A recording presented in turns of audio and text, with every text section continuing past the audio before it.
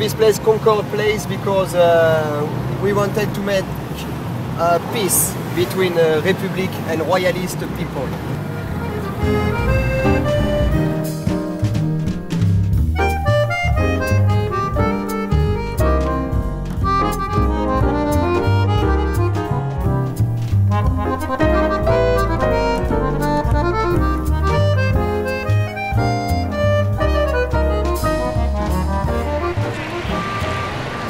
For me to cook and prepare something that I never made called les pièces de cocktail en transparence, the cocktail pieces in transparency. I can't wait to see what I'm going to do because I never did that, and it's going to be very interesting. And I met the chef already, he's a very nice guy. So.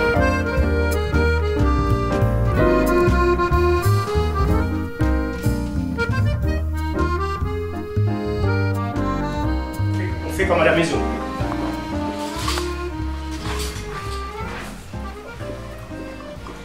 Fromage de chèvre frais, mélangé avec de la crème, de la pomme granny, Smith, du raisin. On va mélanger tout ça. On va rectifier un petit peu l'assaisonnement, on mettra un petit peu de poivre, un petit peu de cumin ou de 4 épices. Et on va les mettre directement dans ce qu'on appelle des petits thermoformages. Et ça sera mis sur un petit velouté de carottes au cumin. On mettra ça dans les petites cuillères, le petit dôme par-dessus, des petites graines de cumin par-dessus. Et ça, c'est une petite pièce apéritive. D'accord? Après, on va avoir de la gambasse. Gambasse, qui sont déjà décortiquées, déveinées. Ce qu'on va faire, on va les ouvrir, ce qu'on appelle en papillon, donc on va les ouvrir sur le dos. On va les poêler, graines de sésame si on veut dessus. Une fois que ce sera fait, on fera des petits légumes niçois. Courgettes, fenouil, un peu de céleri. On va les faire sauter, on va faire ce qu'on appelle une mirepoix. Bon, une mirepoix, une brunoise, donc des tout petits légumes. Et on va faire cuire ça tout séparément. On mélange, on va assaisonner ça après avec du vinaigre. Après, c'est le choix. Vinaigre balsamique, vinaigre de Xérès, on peut mettre les deux. Et on mettra vraiment de la menthe ciselée, pas de la menthe, mais du basilic ciselé frais, juste avant de les dresser en petites coupelles. Et on en mettra notre petite gambasse par-dessus. Moi, ça me donne l'eau à la bouche. Après, on va avoir une petite transparence. Alors, ce qu'on appelle transparence, en fin de compte, c'est mis dans des petites verrines. Transparent. Bon, ça sera un petit mélange de crevettes, crabes, assaisonnées, soit avec de la mayonnaise, soit avec du yaourt, jus de citron, des herbes. On mettra ça au fond de notre petite verrine et après on fera une petite crème d'asperges. Les asperges vertes qu'on va éplucher, les pointes on va les garder pour le décor. Toutes les tiges d'asperges, on va les mixer, les cuire un petit peu, on va les faire confire. Un petit peu de crème, on le mixe, on passe tout au chinois pour enlever toutes les fibres. Et on mettra ça directement sur notre petite verrine. D'accord? Puis le décor d'asperges. Et la quatrième chose, ça va être une corolle de saumon radis noir. Saumon, on va prendre du saumon fumé, qu'on va étaler sur une plaque, filmer. Après, on rendra un radis qu'on va couper très finement. On va, en fin de compte, le mettre sur le saumon et on va le rouler. On va faire un rouleau. Ce rouleau-là, on le met au frigo un petit peu, on le qu'il durcisse un petit peu, qu'il refroidisse. Après, on les coupe en tranches. 2-3 petits coups de ciseaux dessus. On va l'ouvrir, ça va vous faire une petite fleur. Qu'on mettra directement sur, pareil, une petite sauce yaourt ou fromage blanc, yaourt à la grecque très bien aussi, avec du réfort ou alors de la wasabi, jus de citron, et ça sera servi comme ça. Voilà, on a tout ça à réaliser ensemble. Et tout ça en quoi? En 2 heures, 3 heures? Là, normalement, c'est un cours de 3 heures. Donc là, il va falloir se relever. Et on est que deux, donc. Il va falloir relever les manches. On va faire déjà toutes les cuissons. Et on fera nos montages vers la fin. D'accord? Asperges vertes, courgettes, poivrons, fenouil, oignons. Tout ça, c'est pour faire mes petites compotes. Là, on va commencer tout de suite par nos dômes de chèvre. Parce que les dômes de chèvre, il faut que je les mette à durcir. Si je fais ça à la fin, je ne pourrai plus les débouler. Donc, le chèvre frais.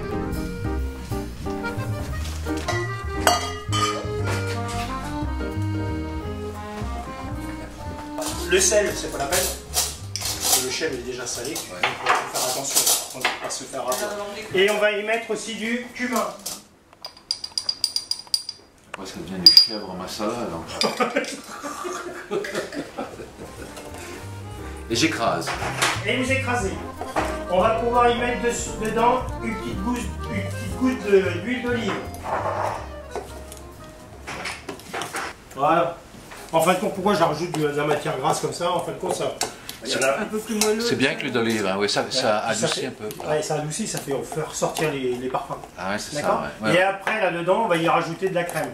Vous faites ça pour les réhydrater. Si on ne le fait pas, si on coupe les raisins à sec comme ça dans votre produit, qu'est-ce qu'il va faire? Votre raisin, il va pomper toute l'humidité de votre appareil. Et vous allez avoir un appareil qui va être sec. Donc il faut éviter ça. Donc on monte à ébullition. Dès que ça a ébullition, on refroidit. On le presse, on le coupe, on le mélange. D'accord? Là, vous faites des pains à raisin, des trucs ou de la brioche avec des fruits confits. Si vous ne faites pas ça, bah, vos raisins vont pomper toute l'humidité de votre brioche. Bien sûr. Il faut fondre de la gélatine. D'accord? Mais la gélatine, de toute façon, on va être obligé de la faire gonfler dans l'eau. Okay. D'accord? Et après, on va la faire fondre. S'il y a de l'eau, il n'y a pas besoin de mettre un autre liquide pour la faire fondre. On peut très bien la faire fondre directement dans l'eau, avec son eau. Sur votre recette, vous avez donc 8 grammes de gélatine. Une gélatine, c'est une feuille de gélatine 2 grammes. Une feuille de gélatine, elle a entre parenthèses 48 grammes. Une gélatine, elle doit prendre 6 fois son volume en eau. D'accord? Si vous ne respectez pas ça, un jour vous allez faire un produit, qui va être très, très costaud parce que vous n'avez pas mis assez d'eau. Un autre jour, ça sera le même poids de gélatine, mais vous avez mis trop d'eau dedans, donc vous allez avoir un appareil qui va être trop souple. Donc quand c'est comme ça, on respecte la quantité d'eau. Et comme ça, du 1er janvier au 31 décembre, vous avez toujours le même produit. Trempée pour qu'elle soit ramollie. Une fois qu'elle est ramollie, je peux la mettre à fondre. Vu?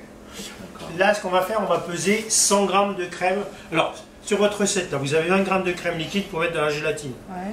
Là, je ne vais pas la mettre dans la gélatine. Ah oui, et 80 g fouettés. Et 80 g fouettés. Donc, 80 plus 20, ça fait 100 g. On va faire 100 g de crème fouettée en direct. Ouais. On va les concasser. Un couteau, mes raisins, et on les concasse. Si je les laisse en entier, je vais avoir un petit problème pour les pocher. Moi, je n'aimais pas aussi fin de goût. Hein. Alors, ce qu'il faut faire quand vous coupez quelque chose, le couteau sur votre plan de travail, on fait glisser son couteau. Vous allez voir en cuisine, on caresse beaucoup. D'accord? Donc on va caresser. Moi, ça me va. Donc on va bien couper les produits.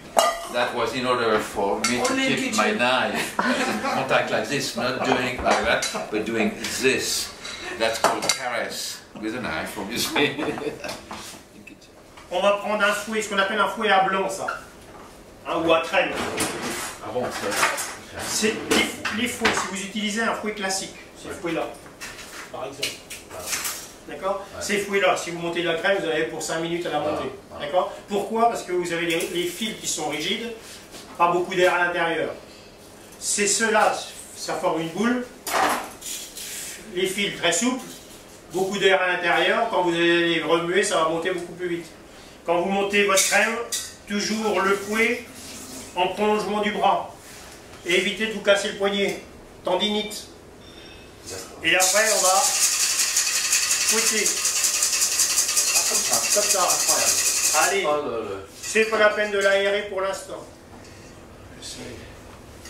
Alors. Voilà.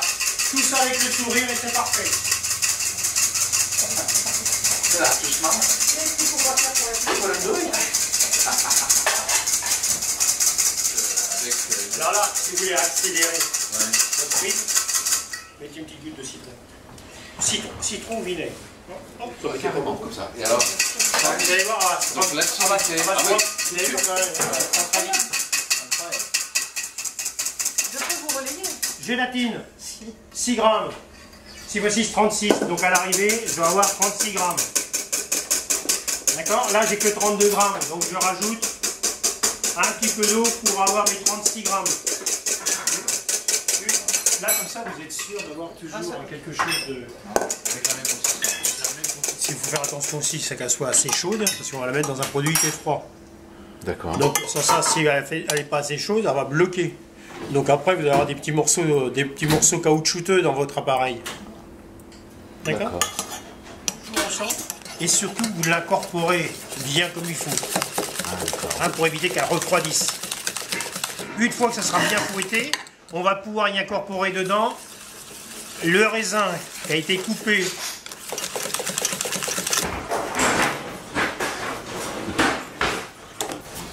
On évite d'écraser le produit. Si vous voulez écraser le produit, là, vous faites ressortir les jus.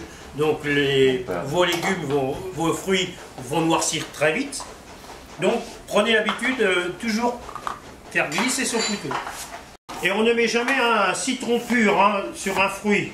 Coupez avec un peu d'eau. Si vous êtes un bout de planche, vous allez travailler avec ce qu'on appelle le talon du couteau. Donc vous avez cette main-là plus près de celle-ci. Donc plus de stabilité. C'est le haut de la phalange du majeur qui fait la butée sur le couteau. Les deux doigts là, c'est ce qu'on appelle les pinces. Et après vous faites glisser votre main sur votre légume. Et comme ça, ça me permet de stabiliser. Comme ça. Comme ça, hop, vous avancez. Voilà, et on avance avec le pouce. Et vous avancez. Et vous poussez soit avec le pouce, soit vous reculez vos doigts. Moi je recule mes doigts. Oui, c'est mieux. Après c'est les habitudes. D'accord. Je l'étale sur un petit morceau de sopalin pour l'éponger un petit peu. D'accord. Après ça, on le met directement dans notre petit mélange. Un petit peu de crème. C'est bien, parfait. Et là on va y incorporer la crème, mais plus aux fruits. D'accord. Parce qu'on va tout casser sans ça. Ah bon. Donc là, hop. Oui, donc il y a un moment limite où en fait, parce que si le on chef, va trop loin, ça... Le problème là, c'est que mon chèvre il est trop froid, trop épais. J'ai ma crème qui est très légère, donc je suis obligé de prendre un peu de crème pour avoir l'appareil beaucoup plus souple, pour pouvoir incorporer ma crème. Si je fais pas ça, je vais tout casser ma crème. Si on avait mis de la gélatine avec les 20 grammes de crème, comme c'était écrit, à la limite, ça faisait déjà la détente. Ça peut faire la détente. Attention, attention si votre gélatine... 48 grammes. Plus c'est 48 grammes. Enfin, ouais. Mais attention, quand c'est comme ça, il faut que la crème elle soit prête et vous incorporez votre crème tout de suite derrière. Sans ça, si votre gélatine est un peu trop froide, ça vous durcit votre produit. Donc la gélatine, c'est pas compliqué, mais il faut savoir la maîtriser. Et on va couper au centre de l'appareil et on tourne le récipient. D'accord? Hop, on mélange comme ça. Souvent, quand on mélange un produit, on a tendance à faire le tour et le centre, il n'est jamais mélangé. Allez, c'est parti. Qui c'est qui veut faire ça? Histoire de goût, tout ça. Ça, c'est bon. Attention de ne pas trop remplir vos poches. Vous la remplissez qu'à moitié, ça suffira. Plus elle est grande, plus ce sera difficile à gérer. Après, on va chasser l'air. Hop, hop. Pour tenir une poche, pouce index, main ouverte. On tourne autour de l'index. On tourne la poche. On la brille. Il vaut mieux la couper avant.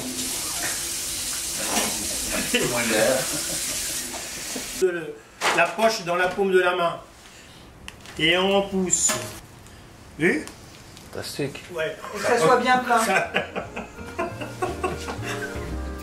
Allez, votre main en dessous. Voilà. Voilà, parfait. Je commence ici. Vous commencez comme ça. Si vous mettez la main au-dessus, vous allez pouvoir voir ce que vous faites. Ah oui, d'accord. Alors là, je sais pas. Vous mettez à l'intérieur et vous poussez. Vous ne bougez plus. Hop. Ah, on se met à l'intérieur. Ouais. Voilà. En faisant ça, parce que là, je ne prendrai pas celui à moi. Bon, moi, je l'avais fait spécialement pour vous. C'est pas possible. Après, on prend la petite spatule, puis on lisse. Il y a un côté cumin. Exactement. Et ça vient d'où, ça? Ça, le carvi, ça vient d'Indonésie. Un légume, après, on le lave toujours après épluchage. Si ce n'est pas des légumes bio, vous avez des pesticides dedans. Et le fait de les éplucher, ça fait ressortir les jus. Donc, les pesticides se trouvent après sur votre carotte. Donc il est préférable de les laver. Au départ, Ouais. je fais ça, je tourne ici, je fais demi-tour, je fais la même chose. C'est un beau geste. Hein. Allez, là on va faire la brunoise. Là pareil, le taillage n'a pas trop d'importance là. Alors c'est pareil, quand vous épluchez, vous coupez un légume qui est rond, on y fait toujours une coupe de base. Ouais. Pour pouvoir stabiliser votre légume. Et après, vous le coupez en tranches. Là, après, on va le couper en cubes. Le taillage, là, on a entre une brunoise et une grosse brunoise et une mirepoix. Mirepoix, c'est un taillage d'1 cm sur 1 cm. Mirepoix, c'est le taillage qu'on fait pour mettre autour d'une viande, d'une garniture. Quand on fait des jus, c'est souvent une mirepoix que l'on fait. Et toujours caresser votre légume. Vous en glissez, bah, ça pénètre beaucoup mieux dans votre légume, donc vous coupez beaucoup mieux. Vous avez une coupe beaucoup plus nette. La pointe. Travaillez plus avec le talon.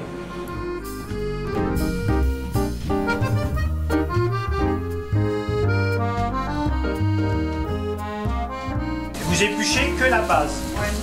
Vous l'épluchez pour qu'elle soit aussi grosse que le corps. D'accord. Et une asperge, ça se coupe jamais au couteau, ça se casse. Ça se casse. Ça se cassera toujours à la limite de la fraîcheur. Voilà, donc on met l'asperge. Voilà. Si vous faites ça, vous risquez de la casser. Si vous faites ça par là, comme ça, vous faites glisser, vous le ressortez, vous refaites glisser. Comme ça, vous risquez rien. Et après, le monsieur est nerveux. Je l'ai fait à l'envers. D'accord. Et cette cuisson est plus longue que ça. J'aurais pu les manger comme ça, je les ai fait cuire en entier. Ouais. Là, par contre, ma pointe, je vais la mettre en présentation sur mon petit verre. Donc,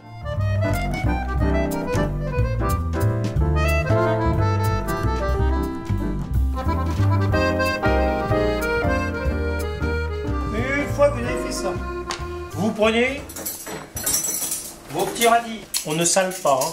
Vous pouvez poivrer mais pas saler. Et je sers bien, c'est le départ qui est le plus important.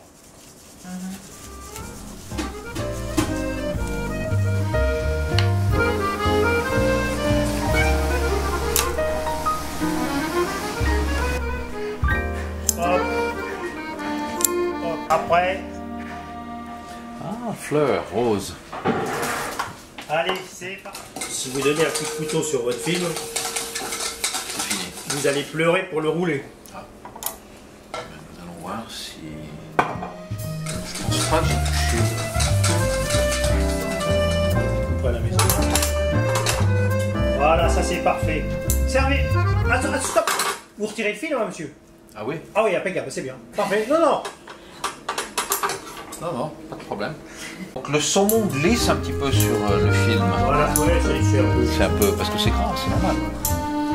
Alors je comprends pourquoi il faut commencer Toujours. en bas.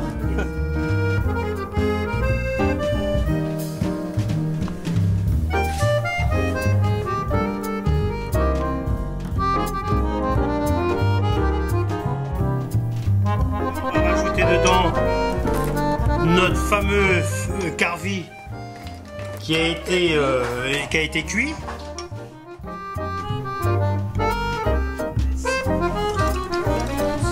Ah, je mets les deux, j'aime bien les deux.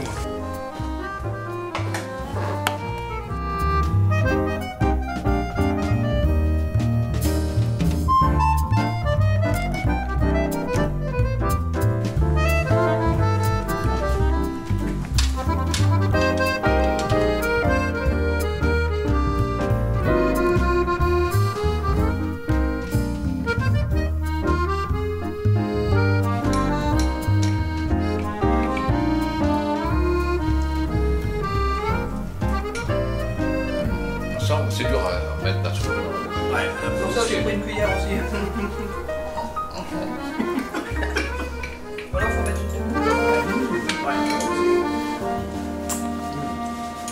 délicieux. Et là, vous avez le croquant encore du radis. Avec le saumon fumé, c'est pas la peine de saler. Ça sert à rien, ça. Poivron et salé.